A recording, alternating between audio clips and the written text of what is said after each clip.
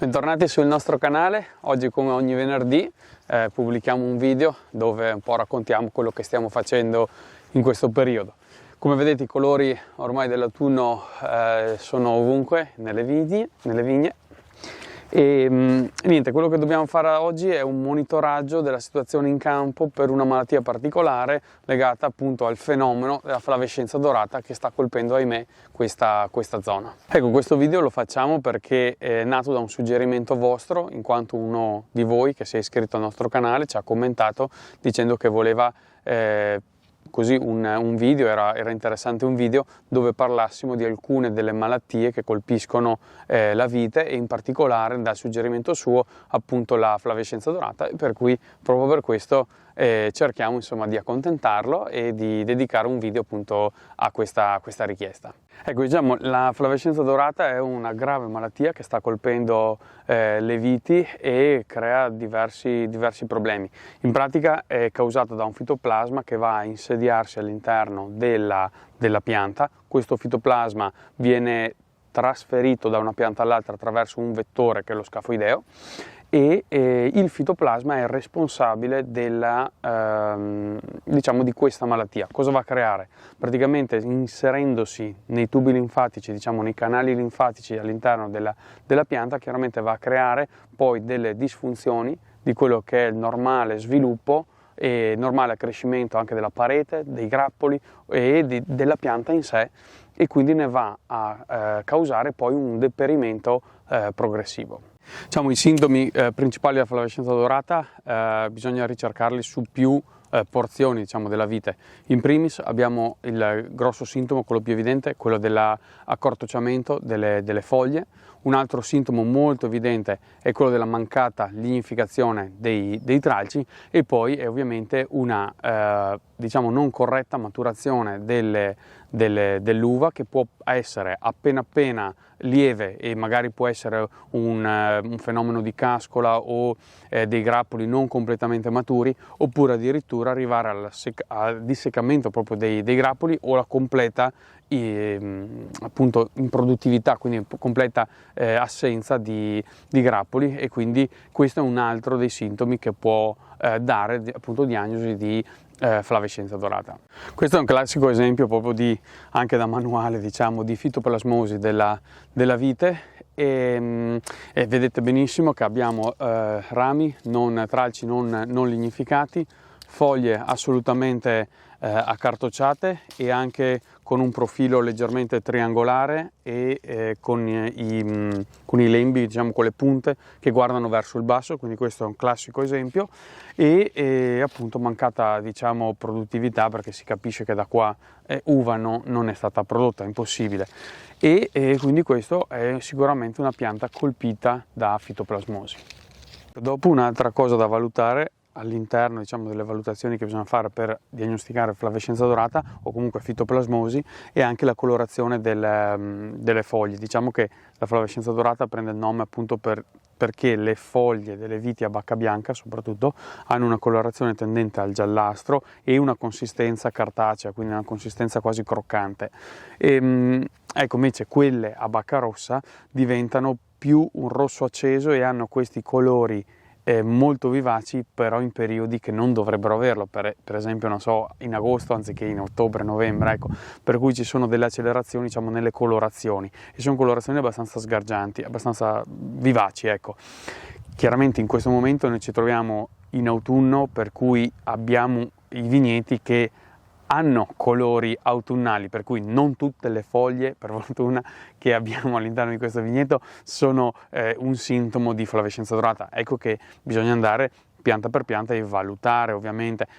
anche con un occhio abbastanza veloce si riesce ad andare a riconoscere, e si va a valutare poi le sintomatologie, quelle che appunto portano a diagnosi appunto da fitoplasmosi. Ora, come ci si comporta di fronte a una pianta del genere? Ovviamente, se la pianta presenta qualsiasi tipo di sintomi di flavescenza dorata, siano essi lievi, siano essi molto pesanti come in questo caso, va eliminata, quindi vuol dire che andremo a tirare via la parte, diciamo, delle branche, quello che resta, poi andremo a segarla e andremo a estirpare l'apparato radicale. Molto importante eliminare le piante per due motivi: uno, perché noi siamo obbligati per legge a farlo, perché in questa zona dove siamo noi ormai è stata certificata la presenza di flavescenza dorata, è stato dato, diciamo, come una sorta di calamità, e per cui ogni coltivatore, ogni agricoltore che ha una vite malata di flavescenza è obbligato, in caso contrario diciamo, si va incontro a denuncia, insomma a provvedimenti seri, perché tutti devono fare la propria parte per andare a, diciamo, tenere il più possibile bassa la presenza di appunto di fitoplasmosi. L'altra ragione è perché chiaramente, come vedete, non è produttiva, per cui anche non fossimo obbligati ovviamente andremo a estirpare una pianta del genere, perché non porta frutto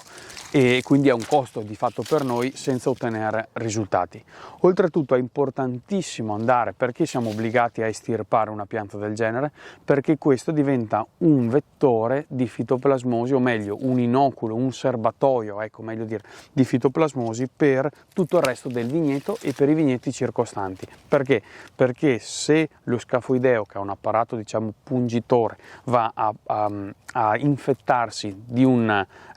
fitoplasma appunto responsabile della flavescenza dorata, va poi lo scafoideo, che è il vettore, un insetto vettore, va su un'altra pianta sana, perfetta, vicina a questa pianta, chiaramente andrà a infettare, a inoculare lo scafoideo anche nella scafoideo, va a inoculare il fitoplasma anche nella pianta sana. Quindi è importantissimo andare a fare queste operazioni di bonifica, perché altrimenti non se la cava più nessuno. Ecco, diciamo che la forbice in questo caso non viene infettata perché almeno dai vari corsi che abbiamo fatto, insomma, ci hanno detto che non è un problema, non è diciamo, un modo di prodigare la malattia rispetto per esempio al mal dell'esca, che invece la forbice che ha tagliato una pianta di mal dell'esca va poi a portare il problema in un'altra pianta vicina. Nel caso della flavescenza questa no, perché il vettore è proprio lo scafoideo, che deve andare a pungere una pianta appunto infetta e poi andare a trasferire il fitoplasma.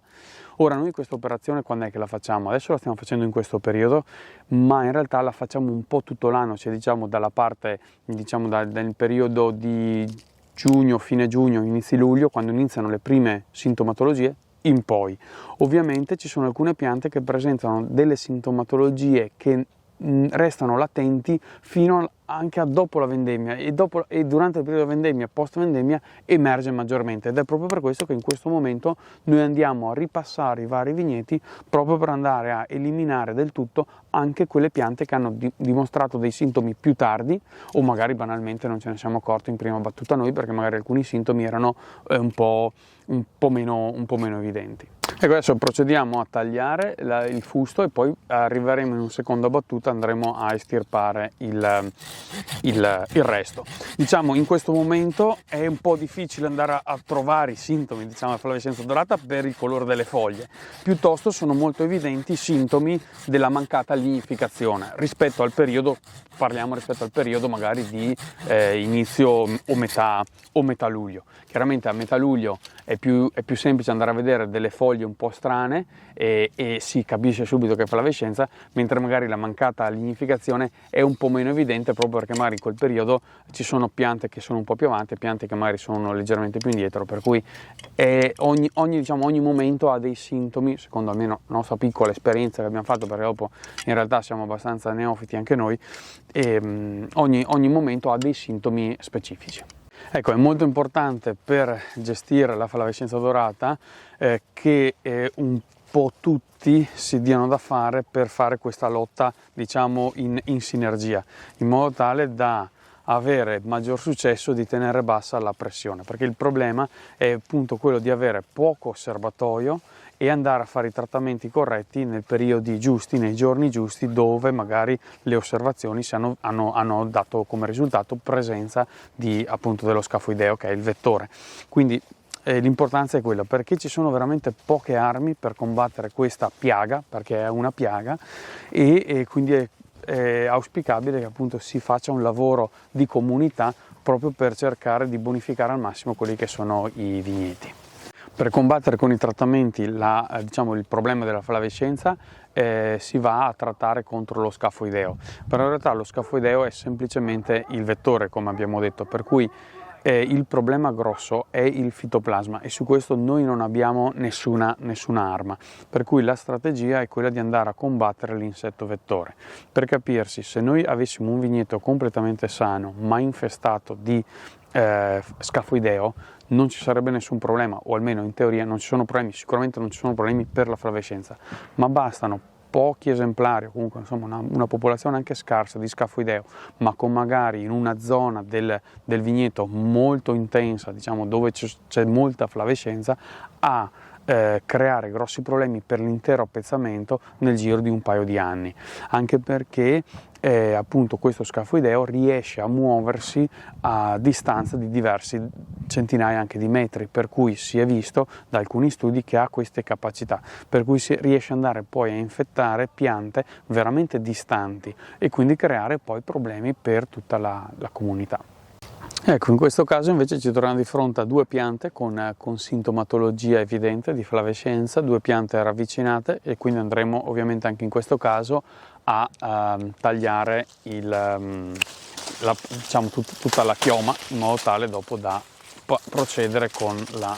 l'eliminazione. Anche in questo caso è particolarmente evidente, come per esempio questa foglia, quest'altra foglia, quello che si diceva prima, l'accartocciamento e diciamo, una sensazione anche un po' anche tattile, un po' particolare, un po' strana da descrivere, e questo è sicuramente uno dei sintomi. E poi, come vedete, anche un po' una scorretta maturazione dei tralci, non perfetta, anche se in prima battuta sono un po' lignificati e poi manca la lignificazione. In questo caso invece questa situazione è più che evidente, è completamente assente il processo di lignificazione del tralcio, e anche in questo caso ovviamente la mancata, diciamo, l'accartocciamento è un altro sintomo, e anche qui probabilmente la mancata produzione, qua si è seccata il grappolino, quindi sicuramente è uno dei sintomi.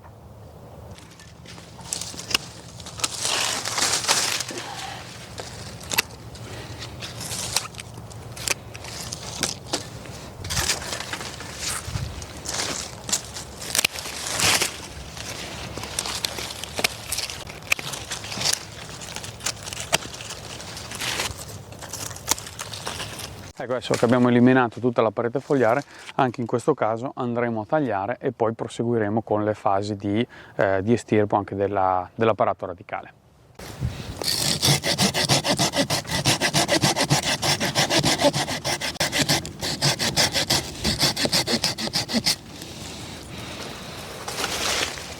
Poi uno dei problemi, diciamo, di questa flavescenza dorata, di questo problema, diciamo, questa malattia, è anche il fatto che aumenta, diciamo, il carico di ore che noi dobbiamo gestire, dobbiamo dedicare alla gestione della vigna, quindi dei nostri vigneti. Perché ovviamente il monitoraggio, andare a estirpare, andare a controllare, ripassare più volte durante la stagione è molto, molto importante, diciamo, e quindi richiede molte ore. Inoltre, se non si fa nessun tipo di monitoraggio, nessun tipo di lotta, ovviamente il vigneto prima o poi va a deperire in brevissimo tempo. Diciamo che è molto probabile che un vigneto in cui non si fa niente nel giro di qualche anno viene per forza improduttivo, e quindi bisogna andarlo a estirpare. Per capirsi, se noi andassimo a piantare un vigneto giovane che magari ha 2-3 anni di nuovo impianto, non si riesce a gestirlo, non si riesce a fare i trattamenti, non si fa nulla, diciamo, si sottovaluta il problema della flavescenza, e nel giro di qualche anno viene completamente colpito dalla flavescenza, e quindi nel giro di 5, 6, 7, 8 anni viene reso pronto da essere estirpato di nuovo, e non avrà prodotto nulla in quanto reddito all'imprenditore. Ecco, adesso noi proseguiremo con questo lavoro di appunto di monitoraggio e andare a estirpare le piante malate. Poi chiaramente anche per la flavescenza è tutta un po' un'esperienza che ci si sta facendo, perché ovviamente è una malattia che ogni anno sta emergendo sempre di più, e per cui bisogna imparare a conoscerla molto bene. Per esempio abbiamo visto anche noi con dati empirici, ma anche diciamo,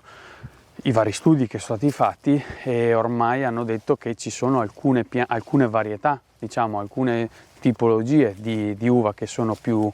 colpite, altre meno. Per esempio nella nostra zona la Garganega è molto sensibile alla flavescenza dorata, quindi è una che manifesta i sintomi in modo molto importante. E un'altra chiaramente è Chardonnay, quindi Chardonnay e Garganega sono due vitigni che nella nostra zona sono super diciamo colpiti dalla flavescenza, quindi anche noi sappiamo dove abbiamo questi vitigni all'interno dei nostri ettari e sicuramente dedichiamo un'attenzione particolare a quegli ettari proprio perché sappiamo che sono sensibili alla flavescenza dorata. Ecco, speriamo che questo contenuto vi sia piaciuto e sia stato anche utile anche per voi per andare a valutare meglio la presenza appunto di flavescenza dorata nei vostri vigneti, e ringraziamo il follower che ci ha dato questa dritta, diciamo, questo suggerimento. Ovviamente magari quest'estate magari prendiamo l'occasione per andare a vedere e monitorare, farvi un video sul monitoraggio diciamo estivo, del periodo estivo, e la sintomatologia estiva della flavescenza dorata, che praticamente è sempre quella, però magari cambiano alcuni diciamo accenni magari sulla, appunto come avete visto, magari sulla colorazione o magari sulla mancata lignificazione, cambia qualcosina, leggermente più accentuata alcune sintomatologie.